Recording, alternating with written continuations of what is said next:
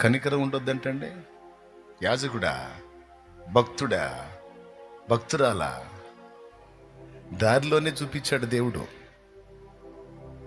కనికరం నాకు ఇష్టమైందిరా, కనికరం లేని భక్తి, కరుణ చూపని భక్తి, ప్రేమ లేని భక్తి నాకు నచ్చదురా అని ఆ దొంగల చేతిలో చిక్కి గాయాలమయమైపోయినని చూపించి వాడిని ఆదుకోరా అని దేవుడు మాట్లాడుతుంటే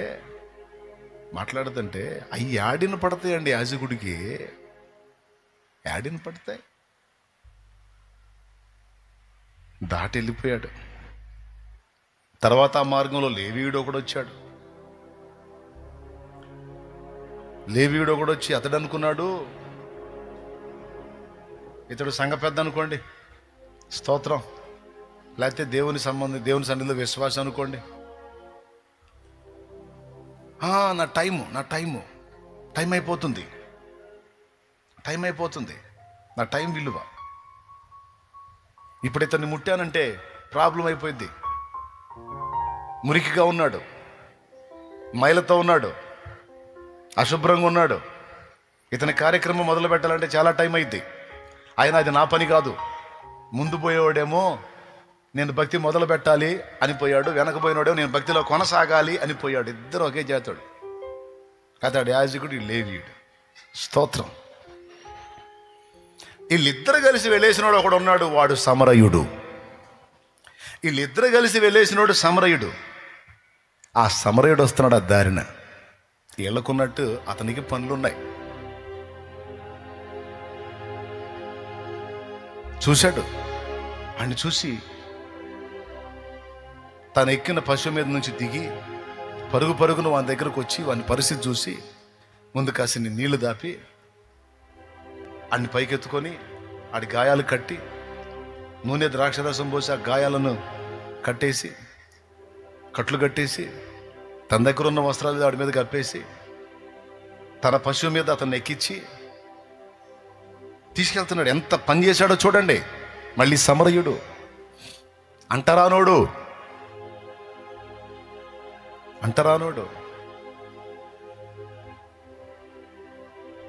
రక్షిస్తున్నాడు.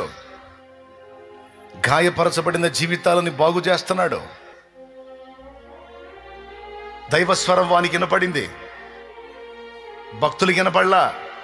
భక్తులు భజన చేసుకుంటా పోయారు. భక్తులు వినపడలా. వానికి వినపడింది. ఆగి బాగు చేసి లైన్ చేసి చచ్చేవాడిని బతికిచ్చి తీసుకెళ్ళి పూటకోళ్ళ ఇల్లు అంటే తెలుసా, హోటల్ తీసుకెళ్ళి అక్కడ పైసలు ఇచ్చి వాడికి ఆహారం పెట్టించి అక్కడ బస ఏర్పాటు చేసి నేను రిటర్న్ వచ్చేటప్పుడు మిగిలిన అమౌంట్ కడతాను, అతను జాగ్రత్తగా చూసుకోండి, చచ్చి బతికాడు అని అతని కోసం కష్టపడటమే కాకుండా తన ఆహారం అతనికి పెట్టడమే కాకుండా తను తెచ్చుకున్నవి అతనికి ఇవ్వటమే కాకుండా తన డబ్బును అతనికి వెచ్చించి తిరిగి వచ్చేటప్పుడు మిగిలింది కూడా కట్టేస్తానని చెప్పి ఒప్పుదల చేసుకొని పోతున్నాడు.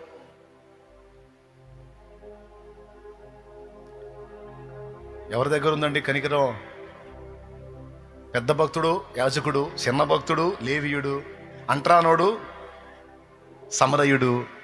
మరి దేవుడు మెచ్చే కనికరము, ప్రేమ, జాలి, దయ అనే పరిమళం ఎవరి దగ్గర ఉందండి?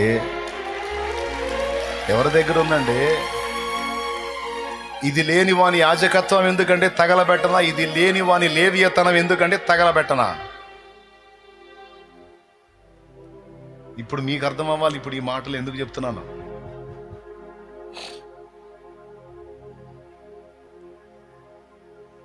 మనకు అర్థం కావాలి.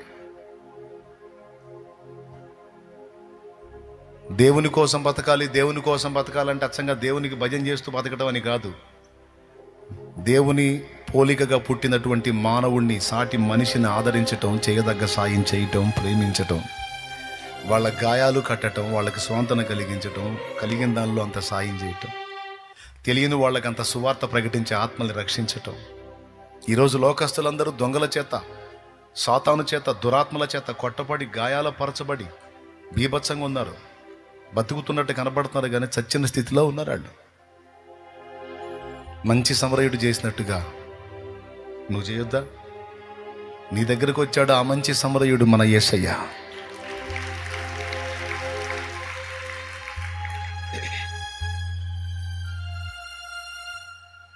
వచ్చి నీ గాయాలు కట్టాడు, నిన్ను బతికించాడే, నీకు ధైర్యం ఇచ్చాడు, భరోసా ఇచ్చాడు, ఈరోజు బ్రతుకు విలువ నేర్పాడు. మరి ఇతరులకు నువ్వు చేయొద్దా? ఈరోజు నీకు నాకు ఇస్తున్న పిలుపదే, నా కుమారుడా, నా కుమారి, నీ ఎడల నేను ఎట్టి ప్రేమ కనపరిచానో, నీ కోసం నన్ను నేను ఎలా అర్పించుకున్నానో, నీవు కూడా నీ పొరుగువారి నిమిత్తం అవసరమైతే నీ ప్రాణం కూడా పెట్టబద్దుడవై బద్దురాలవై ఉండాలి. హల్లెలూయా. దిగజారిన వేళ ఎరికో దిగిపోతిని, దిగిపోయిన వేళ దొంగలకు చిక్కి తిని. దిగజారిన వేళ ఎరికో దిగిపోతిని, దిగిపోయిన వేళ దొంగలకు చిక్కి తిని. దొంగల చేతికి చిక్కిన వేళ గాయపరచబడి తిని. గాయములను కట్టుమా సమరయుడా, గాయములను కట్టుమా సమరయుడా, నా మంచి సమరయుడా, ప్రభావ ప్రేమామయుడా, నా మంచి సమరయుడా, ప్రభావ ప్రేమామయుడా, నా ఆత్మ కాపరి, గొప్ప కాపరి, ప్రేమ కాపరి, ప్రధాన కాపరి, ప్రేమ కాపరి, ప్రధాన కాపరి, నా మంచి సమరయుడా, ప్రభావ ప్రేమామయుడా, నా మంచి ప్రభావ ప్రేమామయుడా. దేవునికి మహిమ. లోకంలో ఉన్న అన్యులు ఈ బాపతలోనే ఉన్నారు. వాళ్ళని ఆదరించటం, ప్రేమ చూపటం, కనికరించటం, వారికి దేవుని కూర్చున్న వాక్కును ప్రకటించటం, వారి హృదయాలను ఆదరించటం గాయములను కట్టిన సమరయుడి లెక్కలోకే వచ్చింది. Point number 1. పాయింట్ నెంబర్ 2, రక్షణలోనికి వచ్చి మళ్ళా లోకంలోనికి దిగజారిన వాళ్ళు, యెరూషలేము అనుభవం నుండి ఎరికోకు దిగిపోయిన అనుభవంలో ఉన్నటువంటి వాళ్ళు ఒకప్పుడు యెరూషలేము అనుభవంలో ఉన్నారు. యెరూషలేము అనుభవంలో అక్కడి నుంచి మళ్ళీ ఇప్పుడు ఎరికో అనుభవంలోకి దిగిపోయారు. అంటే మళ్ళీ పాపంలోనికి పడిపోయారు. పాపంలోకి వెళ్ళిన సైతాన్ ఊరుకుంటాడా? చీల్చి చెండాడతాడా? ఇప్పుడు మళ్ళా వాళ్ళు దొంగల చేతికి చిక్కి గాయపరచబడిన పరిస్థితుల్లోకి వెళ్ళిపోతారు. వాళ్ళని తిరిగి దర్శించి వాళ్ళ గాయాలు కట్టి మళ్ళా తిరిగి లైన్లోనికి తీసుకొచ్చే మంచి సమరయుడిలాగా నీవు నేను మనం ఉండాలి. రక్షణ పొందని వాళ్ళ మీద కనికరం చూపాలి. రక్షణ పొంది కూడా దిగజారిపోయిన వారి మీద నిశ్చయంగా మనం కనికరం చూపాలి. ఎంతమందికి అర్థమైంది? కొంతమంది నమ్మకంగా ఆత్మీయంగా వస్తా వస్తా వస్తా వస్తా సడన్గా దిగజారిపోతారు. అలా దిగజారిపోయిన వాళ్ళ మీద అసహ్యపడటం కాదు. ఇలా ఎందుకు చేశారు, అలా ఎందుకు చేశారు, సహవాసాన్ని దూరం అయ్యారు, అందుకు ఇట్టబట్టారు, ఇట్ట అయిపోయారు అంటాం కాదు. అవసరమైతే నువ్వు మాట్లాడి దర్శించి బలపరిచి, దేవుడు ఇంకా నిన్ను ప్రేమిస్తున్నాడు, ఇంకా నిన్ను క్షమిస్తున్నాడు, దిద్దుకో రా అని వాళ్ళని దేవుని దగ్గరికి నడిపించేటట్టు ఉండాలి. అసహించుకొని విసర్జించకూడదు. కనికరం నిండాలి గుండెల్లో. Praise the Lord. ఏది నిండాలి? కనికరం, ప్రేమ. లేకపోతే ఏమైంది? ఆ ప్రేమ, కనికరం, న్యాయ ప్రవర్తన, జాలి, దయ లేకపోతే మన భక్తి కేవలం ఆచారంగా మాత్రమే మిగిలిపోయిద్ది. అందులో ఆత్మీయత చచ్చిద్ది. అది దేవునికి ఇంపైన సువాసనగా ఉండదు. యథార్థంగా చెప్పండి, ఎంతమందికి అర్థమైంది? నిజంగా అర్థమయ్యే చేతులు ఎత్తుతున్నారా? దేవునికి స్తోత్రం కలుగును గాక. ఈ తత్వం లేకుండా మనం దేవుణ్ణి ఆరాధిస్తే అర్థవంతమైందా, వ్యర్థమైందా? వేస్టే. మెచ్చుతాడా? ఆ యాజకుడిని మెచ్చుతాడా? శభాష్రా, మార్గంలో ఆడు సావబతుకుల్లో ఉన్నా కూడా ఆడిని కూడా పట్టించుకోకుండా నువ్వు నా దగ్గరకు వచ్చావంటే అస్సలు నేనంటే నీకెంత లవ్వురా, అబ్బా సూపర్ రా అంటాడా? ఏమంటాడు మరి?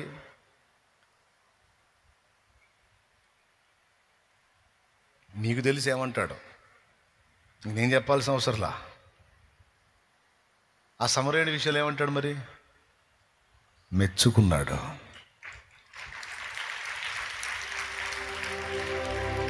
రెండు విషయాలు.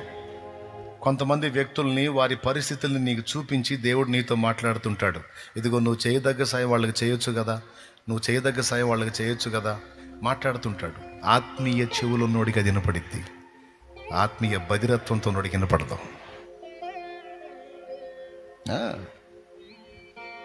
కొన్ని పరిస్థితుల్లో దేవుడు నీతో మాట్లాడతాడు అనేది ఒకటి. రెండోది ఏంటో తెలుసా? అవకాశం. దేవుడు నిన్ను మెచ్చుకోవటానికి, నీలో తన తత్వాన్ని చూసుకోవటానికి దేవుడు నీకు ఇచ్చే అవకాశాలు అవి. ఇది రెండోది తెలుసా? ఛాన్సెస్ మిస్ కాకూడదు. ఆగి పరిచర్య చేయొచ్చు, ఏముంది లేని వెళ్ళిపోవచ్చు. అడ్డోడ్ సెంటర్లో ఎండాకాలం రోజుల్లో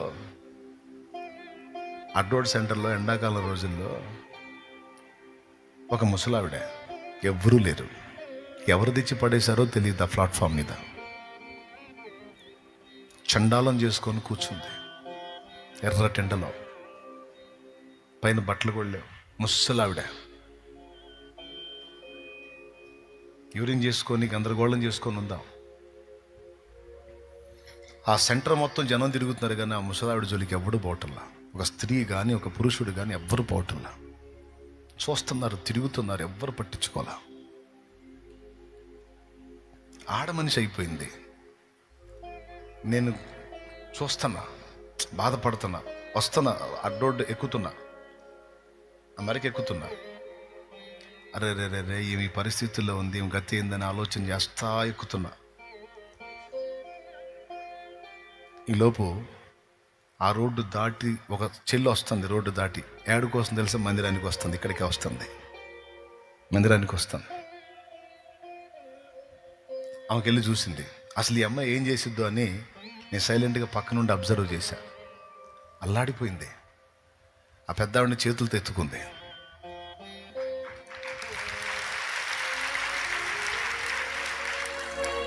ఆమె మీద వస్త్రం కప్పింది. చాలా అశుభ్రంగా ఉందామా, పట్టుకోవడానికి కూడా మనసు రాని స్థితిలో ఉంది. కానీ అలాగే నెత్తేసింది పట్టుకొని. ఆ ఎండ నుండి ఒక పక్కగా తీసుకెళ్ళి కూర్చోబెట్టి, నీడను కూర్చోబెట్టి, ఆమె పైన బట్ట కప్పి ఆమెకు ఉపచారం చేస్తే ఏడ్చుకున్నా, నిలబడి ఏడ్చుకున్నా. ఎవరో కాదు, ఆ బిడ్డ నా ఆత్మీయ బిడ్డ అయినందుకు నా ఆనందానికి అవధులు లేవు. ఈ పని చేసిన బిడ్డ నా ఆత్మీయ బిడ్డ అయినందుకు ఎంత పులకించిపోయిందో నా మనసు. బా, థ్యాంక్ యూ లార్డ్, నీకు వందనాలు. ఇలాంటి బిడ్డను నాకు ఇచ్చినందుకు నీకు స్తోత్రం ప్రభువా. నేను మనస్ఫూర్తిగా కృతజ్ఞతలు చెల్లించాను, దేవునికి కృతజ్ఞతలు చెల్లించాను. నా బిడ్డ హృదయంలో కనికరం ఉంది ప్రభువా. నాకెందుకులే, నేను మందిరానికి వెళ్తున్నాను, మందిరం అని పరిగెత్తలేదు, కానీ ముందు అక్కడ అభాగ్యురాల్ని కనిపెట్టాను. ఎండకి మాడిపోతుంది మధ్యాహ్నం పూట, నా కళ్ళారా చూసా.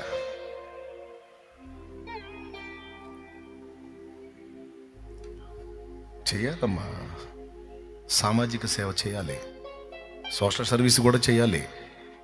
నేను ఆకలి గుంటిని, మీరు నాకు ఆహారం ఇచ్చితిరి. నేను దప్పిగొంటిని, మీరు నాకు దాహం ఇచ్చితిరి. నేను చెరసాలలో ఉంటిని, నన్ను చూడవచ్చితిరి. నేను రోగినై ఉంటిని, మీరు నన్ను పలకరించారు. నా తండ్రి చేత ఆశీర్వదించబడిన వారలారా, లోకం పుట్టినది మొదలుకొని మీకోసం సిద్ధపరచబడినదిగో మహిమ లోకం వెళ్ళండి మీకోసమే అంట.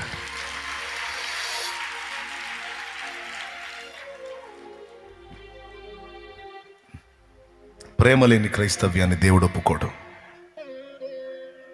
ప్రేమ లేని భక్తిని దేవుడు ఒప్పుకోడు, కనికరం లేని భక్తిని దేవుడు ఒప్పుకోడు. ఒక రకంగా చెప్పాలంటే అలాంటి అభాగ్యులు, దీనులు, వేదనామయమైన స్థితిలో ఉన్నవాళ్ళు నీ కంట పడటం దేవుడు నీకు ఇచ్చిన ఛాన్స్. మొదటిది, ఆ వ్యక్తులను చూపించి దేవుడు నీతో మాట్లాడతాడు, ఇది మొదటిది. రెండవది, నీకు దేవుడు ఇస్తున్న అవకాశం హెల్ప్ చేయమని. ఒకవేళ నువ్వు నిజంగా దైవ స్వరాన్ని విని ఆ అవకాశాన్ని వినియోగించుకొని హెల్ప్ చేసావా, అక్కడ రాయబడిద్ది అది. అబ్జర్వ్ చేస్తూ ఉంటాడు ఆ సన్నివేశాన్ని దేవుడు. నువ్వు స్పందిస్తావా లేదా, స్పందిస్తావా లేదా, స్పందిస్తావా లేదా అని అబ్జర్వ్ చేస్తాడు. దూతలు గమనిస్తారు, ప్రభు గమనిస్తూ ఉంటాడు. నువ్వు ధన్మ నా పనిలోకి ఇన్వాల్వ్ అయితే అద్దుగో అద్దుగో అద్దుగో నా బిడ్డ స్పందించింది చూడు, దూతలారా చూడండి, అదిగో రాయండి, అదిగో నా కుమారుడు స్పందించాడు చూడు. స్పందిస్తాడు వాడు, నా బిడ్డ అంటాడు. అదిగో నా కుమార్తె స్పందించింది చూడు, స్పందించింది ఎందుకంటే నా బిడ్డ. ఆకలి కొన్న మొఖం చూడదు, నా మనసు పిచ్చిదాంది, తనకుంది కొంచెమైనా అందులో తీసుకెళ్ళి పెట్టిద్ది. నా బంగారు తల్లి అని మెచ్చుకుంటాడు నా ప్రభు. హల్లెలూయా, హల్లెలూయా, హల్లెలూయా. మంచి మనసు అంటే ఏందండి? కనికరంతో నిండిన మనసు, ప్రేమతో నిండిన మనసు.